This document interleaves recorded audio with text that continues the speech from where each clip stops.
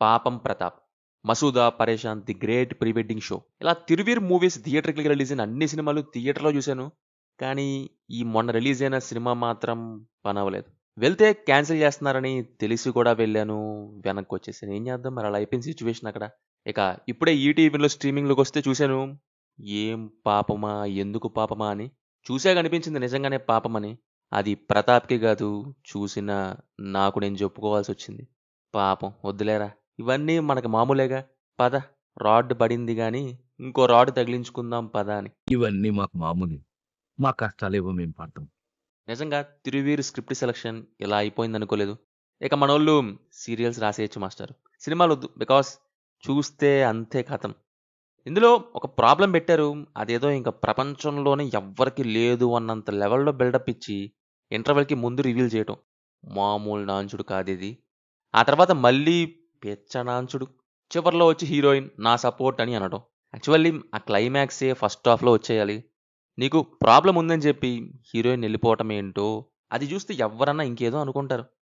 ఆ టైప్లో క్రియేట్ చేసి అబ్బే అది కాదు మాస్టరు, ఇంకోటి వేరేదేదో ఒకటి తేవటం, అదేదో హీరోయిన్నే చెప్పచ్చుగా హీరోకి.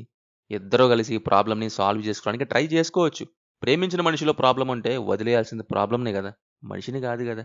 అదేదో ఒక సినిమా ఉంటుంది, హీరో గురక పెద్దగా పెడతాడు, హీరో హీరోయిన్ కొన్ని రోజులు వేరేగా పడుకుంటారు, ఆ ప్రాబ్లం సాల్వ్ అయ్యే వరకు, అట్లీస్ట్ తగ్గే వరకు. ఇది అంతే, అలా చేసుకోవచ్చు. ఆహా, ఆ ప్రాబ్లమ్ని ఎలా డీల్ చేస్తున్నాం అనేది పక్కన పెట్టేసి అదేదో రివీల్ చెయ్యకుండా ఆడుకుంటా అనే లెవెల్లో సాగదీయటం సగం అయిపోయింది.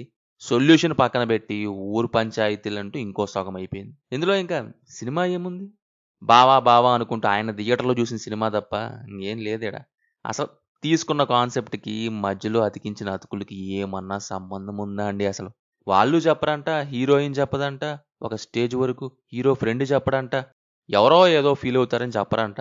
అందులో ఫీల్ అయ్యేంత ఏముందో నాకు అర్థం కాలేదు మరి. ఒక అర్థమే లేని పాయింట్ని సాగదీస్తే ఎలా ఉంటుందో అలా ఉంటుంది.